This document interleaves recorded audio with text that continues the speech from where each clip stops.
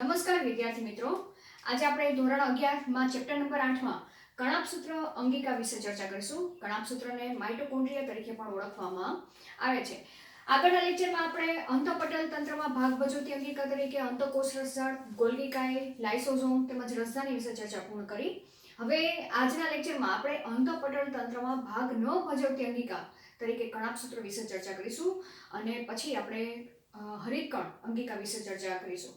તો હવે કણાભસૂત્ર એટલે શું, બરાબર? કણાભસૂત્ર અંગિકાનું શું કાર્ય છે, તેની રચના શું છે, તેના વિશે ચર્ચા કરવા જઈએ તો સુકોષ કેન્દ્રિત કોષમાં જ્યાં સુધી આ અંગિકાને અભિરંજિત કરવામાં ન આવે ત્યાં સુધી માઇક્રોસ્કોપ હેઠળ તેને જોઈ શકાતી નથી, બરાબર? તો સુકોષ કેન્દ્રિત કોષમાં આ જે અંગિકા છે એ અંગિકાના કદ, આકાર અને તેની સંખ્યામાં પણ વિવિધતા જોવા મળે છે. કયા કોષનું કેટલી ક્રિયાશીલતા છે, ક્રિયાશીલતા એટલે શું કે કયા કોષનું કાર્યની દ્રષ્ટિએ જોવા જાય તો કોષનું શું કાર્ય છે. જો કોષનું કાર્ય વધુ હોય તો તેમાં કણાભસૂત્રની અંગિકા છે તે અંગિકાની સંખ્યા વધુ જોવા મળે.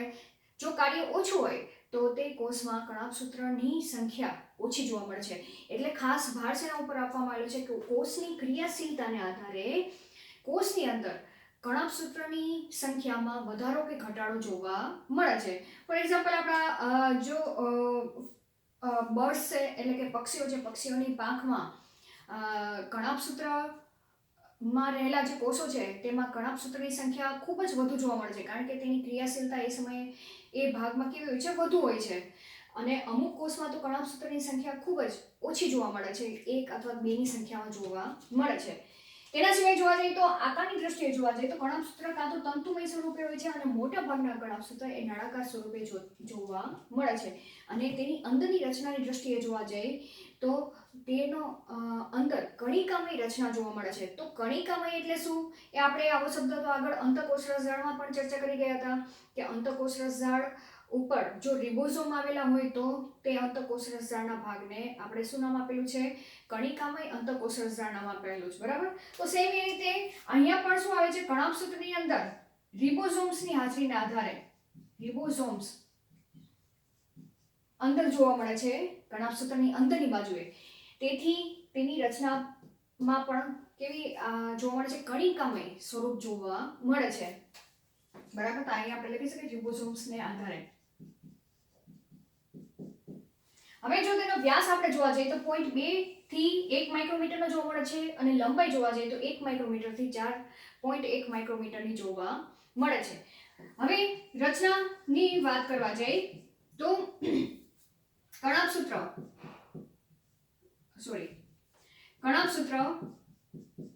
એ કેવી બેવડા પડવાળી રચના ધરાવે છે, બેવડા પડ યુક્ત રચના છે, બરાબર? હવે એમાં સૌથી બહારનું પટલ ને શું નામ આપવામાં આવેલું છે, બાહ્ય પટલ. આપણે શું કહીશું તેને, બાહ્ય પટલ. આ બાહ્ય પટલ કેવું જોવા મળે છે, સળંગ જોવા મળે છે, સળંગ એટલે તૂટક હોતું નથી. એવી જ રીતના આપણે વાત કરી અંદરનું પટલ છે, અંદરનું પટલ જેને શું કહીશું, આપણે અંતઃપટલ કહીશું, અંતઃપટલ. અંતઃપટલ પણ પાછું કેવું હોય છે, સળંગ હોતું નથી, સળંગ હોતું નથી. તો કેવું હોય છે, સળંગ હોતું નથી તો કેવું હોય છે, તો અનેક નલિકાકાર ગળી યુક્ત જોવા મળે છે, બરાબર? તો અહીંયા શું કહે છે કે તે ગળી યુક્ત હોય છે. અને આ ગળીયુક્ત જે પટલમય રચના આવેલી છે, ગળીયુક્ત પટલમય રચના, જેને શું કહેવામાં આવેલી છે, અહીંયા પટલમય રચના લખવું તો લખી શકો, પટલમય રચના હોય છે જેને ક્રિસ્ટી કહેવામાં આવે છે. શું કહેવામાં આવે છે, ક્રિસ્ટી કહે છે. આ વ્યાખ્યા યાદ રાખવાની છે. ક્રિસ્ટી એટલે શું, તો કણાભસૂત્રનું જે અંદરનું પટલ છે તે ગળીઓમાં વિભાજિત થયેલું હોય છે અને તે ગળીયુક્ત પટલમય રચનાને ક્રિસ્ટી તરીકે ઓળખવામાં આવે છે. વ્યાખ્યા યાદ રહી જશે. તો આપણે તેને જો કણાભસૂત્રની આ કણાભસૂત્ર સમજી લો, બરાબર? આ બાહ્ય પટલ છે, પટલ, અંદરનું પટલ, આ અંતઃપટલ છે તે ગળીઓમાં વિભાજિત થયેલું જોવા મળે છે. બરાબર. અને બે વચ્ચેના આ ક્રિસ્ટી, આને શું કહેવાશે? આ અંતઃપટલ છે, પટલ, આને ક્રિસ્ટી પટલ કહેવાશે. શું કહેવાશે? ક્રિસ્ટી પટલ. ને આ જે બાહ્ય પટલ અને અંતઃપટલ વચ્ચેના અવકાશને આંતરપટલ અવકાશ કહેવાશે. શું કહેવાશે? આંતરપટલ અવકાશ. હવે બાકી જે અંતઃપટલ છે તેની અંદરનો ભાગ, બરાબર, આ કયો ભાગ? અંદરનો ભાગ છે, તેને આધારક કહેવામાં આવશે. શું કહેવામાં આવશે? આધારક અથવા તો મેટ્રિક્સ. શું કહેવાશે? મેટ્રિક્સ કહેવામાં આવે છે. તો અહીં તમે લખી શકો કે અંતઃપટલની અંદર આવેલ અવકાશને શું કહે છે? આધારક કહે છે. આધારક કહે છે. તો યાદ રહી જશે આધારક એટલે શું? તો આ તમારી વ્યાખ્યા થઈ ગઈ. આધારક કહે છે. હવે આ જે આધારક છે એ આધારકની અંદર શું આવેલું છે? એની અંદર પણ આવેલું છે, કારણ કે આપણે અહીંયા શું શબ્દ વાપરેલો છે? કણિકામય શબ્દ વાપરેલો છે. તો કણિકામય એટલે કે શું? તેની અંદર રિબોઝોમ આવેલા છે. તો રિબોઝોમ એ આધારકની અંદર આવેલા જોવા મળે છે. તો અહીંયા આપણે રિબોઝોમ ડ્રો કરી નાખી એટલે કણાભસૂત્ર કેવું દેખાય? કણિકામય દેખાય.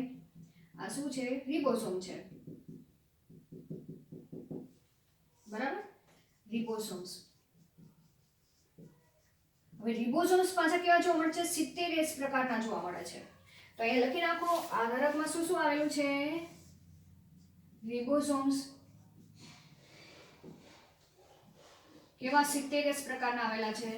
એટલે કે પ્રોકેરિયોટ્સ કે આદિ કોષ કેન્દ્રીય કોષ હોય તેની અંદર જે પ્રકારના રિબોઝોમ્સ આવેલા છે તેવા જ રિબોઝોમ્સ કણાભસૂત્રની અંદર આવેલા જોવા મળે છે. તો ફરીથી આગળના લેક્ચર તમે થોડુંક રિવાઇઝ કરી નાખજો કે આદિ કોષ કેન્દ્રીય કોષમાં રિબોઝોમ્સ કેવા પ્રકારના હતા? 70S પ્રકારના હતા. બરાબર, 50S વત્તા 30S. તો સેમ એવા જ રિબોઝોમ્સ કણાભસૂત્રમાં જોવા મળે છે, 70S પ્રકારના. હવે તેના સિવાય કણાભસૂત્રને પોતાનું સ્વતંત્ર ડીએનએ આવેલું જોવા મળે છે. બરાબર, તો આ શું છે? ડીએનએ છે. કે કણાભસૂત્રમાં પોતાનું સ્વતંત્ર ડીએનએ ની હાજરી જોવા મળે છે. તો અહીં લખી નાખો સ્વતંત્ર ડીએનએ આવેલું છે. બરાબર. અને તેના સિવાય અહીંયા બીજા ઘણા બધા પ્રોટીન્સની હાજરી પણ જોવા મળશે કે જેની મદદથી તે પોતાના સ્વયંજનનની પ્રક્રિયા જાતે કરી શકે છે. એટલે આ જે કણાભસૂત્ર જે અંગિકા છે એ પોતાના વિભાજનની પ્રક્રિયા કરે છે. વિભાજન એટલે શું? કે કણાભસૂત્ર એ પોતાનું સંશ્લેષણ પોતાની જાતે કરે છે.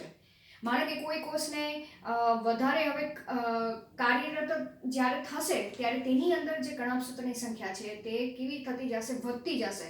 અને કણાભસૂત્રની સંખ્યા કઈ રીતે વધે છે? તો કણાભસૂત્રમાંથી જ તે નવા કણાભસૂત્રના સંશ્લેષણની પ્રક્રિયા જાતે જ થાય છે. તો અહીંયા આપણે લખી શકીએ કે સ્વતંત્ર ડીએનએ જેની મદદથી તે પોતાના સ્વયંજનનની પ્રક્રિયા જાતે કરે છે. પોતાના સ્વયંજનનની પ્રક્રિયા કરે છે. બરાબર. તો અહીંયા આપણે બીજો પોઈન્ટ લખી શકીએ કે કણાભસૂત્ર એ દ્વિભાજન દ્વારા વિભાજિત થાય છે. ખ્યાલ આવી ગયો? તો હવે વાત આવી ગઈ તેના આપણે કાર્ય વિશે ચર્ચા કરવા જઈએ કે આ કણાભસૂત્ર નું કાર્ય શું છે. તો આપણે અહીંયા કાર્ય રચના વિશે ચર્ચા કરી ગયા, કાર્ય વિશે ચર્ચા કરી. તો કાર્ય તરીકે જોવા જઈએ કણાભસૂત્ર શક્તિઘર તરીકે ઓળખવામાં આવે છે. શક્તિઘર તરીકે ઓળખવામાં આવે છે. હવે શક્તિઘર એટલે શું? કે એટીપી નિર્માણની પ્રક્રિયા એ કણાભસૂત્રની અંદર થતી જોવા મળે છે. એટલે કે આધારકના ભાગમાં શું થાય છે? એટીપી સંશ્લેષણની પ્રક્રિયા થાય છે. એટીપી નિર્માણની ક્રિયા આધારકમાં જોવા મળે છે. બરાબર. હવે એટીપી નિર્માણની પ્રક્રિયા એટલે કઈ પ્રક્રિયા કહેવાશે? જારક કે ઓક્સિજનની હાજરીમાં એટીપી નિર્માણની પ્રક્રિયા થાય છે, એટલે કે જારક શ્વસનની પ્રક્રિયા તરીકે ઓળખવામાં આવે છે. અહીંયા તમે લખી શકો ઓળખવામાં આવે છે જેને જારક શ્વસન તરીકે પણ ઓળખવામાં આવે છે. બરાબર. હવે વાત આવી કે જે ક્રિસ્ટીનો ભાગ છે, આ અંતઃપટલ છે, અંતઃપટલનો આ ક્રિસ્ટીનો ભાગ કેવા છે? તો ક્રિસ્ટીના ભાગ ઉપર શું આવેલું હોય છે? ક્રિસ્ટીના ભાગ પર વિવિધ પ્રકારના શું આવેલા હોય છે? વિવિધ પ્રકારના પ્રોટીન આવેલ હોય છે, જેની મદદથી ઓક્સિડેટિવ ફોસ્ફોરીકરણની પ્રક્રિયા શક્ય બને છે. બરાબર. જેની મદદથી ઓક્સિડેટિવ ફોસ્ફોરીકરણની પ્રક્રિયા ફોસ્ફોરીકરણની ક્રિયા શક્ય બને છે. એટલે આપણે જો તેની આકૃતિ કરવા જઈએ તો આ જે બાહ્ય પટલ છે, બરાબર, સોરી, આ શું છે? બાહ્ય પટલ. અને આ અંતઃપટલ છે, અંતઃપટલ. અને આ શું છે? ક્રિસ્ટીનો ભાગ છે, ક્રિસ્ટી. બરાબર. હવે આ જે બાહ્ય પટલ છે, ખાસ ચર્ચા કરવા જોઈએ તો બાહ્ય પટલ, આ બાહ્ય પટલ છે, એ બાહ્ય પટલમાં પ્રોટીનનું પ્રમાણ કેવું હોય છે? ઓછું હોય છે, અને લિપિડનું પ્રમાણ વધુ જોવા મળે છે. તો અહીંયા તમે આ રીતે પણ લખી શકો, પ્રોટીન ઓછું અને લિપિડ વધારે જોવા મળે છે. એવી જ રીતના અંતઃપટલ છે, તો આ સેજ આપણે જવા દઈએ. બરાબર. એ અંતઃપટલ છે, એ અંતઃપટલ ઉપર પ્રોટીન વધુ જોવા મળશે અને લિપિડ ઓછા જોવા મળે છે. તો અહીંયા જે આ અંતઃપટલ છે, એ અંતઃપટલ ઉપર આ બધા પ્રોટીનો આવેલા હોય છે. એ પ્રોટીનો જારક શ્વસનની ક્રિયામાં ભાગ ભજવે છે. તેના સિવાય ઓક્સિડેટિવ ફોસ્ફોરીકરણની પ્રક્રિયામાં પણ તે ભાગ ભજવતા જોવા મળે છે. તો અહીંયા ખાસ કરીને જોવા જઈએ તો જે શ્વસનની પ્રક્રિયા થતી હોય છે, તે અહીંયા આવેલા જે પ્રોટીનના ઇલેક્ટ્રોન ટ્રાન્સપોર્ટ સિસ્ટમની મદદથી અહીંયા આવેલા જે પ્રોટીન છે તેમાં ઇલેક્ટ્રોનના વહનની પ્રક્રિયા થતી જશે, અને તે રીતે એટીપી સંશ્લેષણની પ્રક્રિયા થતી જોવા મળે છે. અને એટીપી નિર્માણની પ્રક્રિયા માટે F1 ક્રિસ્ટી ઉપર F1 આ F0 ભાગ આવેલો હોય છે, અને ક્રિસ્ટીની બહારની બાજુએ F1 ભાગ આવેલો જોવા મળે છે. બરાબર. આ ક્રિસ્ટીને કાઢી નાખું છું, અહીં લખું છું ક્રિસ્ટી છે. અને આખું જે આ સંકુલ હોય છે, આ F1 ભાગ છે, અને આખું જે આ સંકુલ છે તેને ઓક્સિઝોમ્સ તરીકે ઓળખવામાં આવે છે. શેના તરીકે? ઓક્સિઝોમ્સ કહે છે. હવે આ જે F0 ભાગ છે એ પટલ ઉપર કેવું જોવા મળે છે? ખૂપેલો જોવા મળે છે. બરાબર. એ લખી શકો, F0 ભાગ કેવો છે? ખૂપેલો છે. શેનામાં? અંતઃપટલમાં ખૂપેલો છે.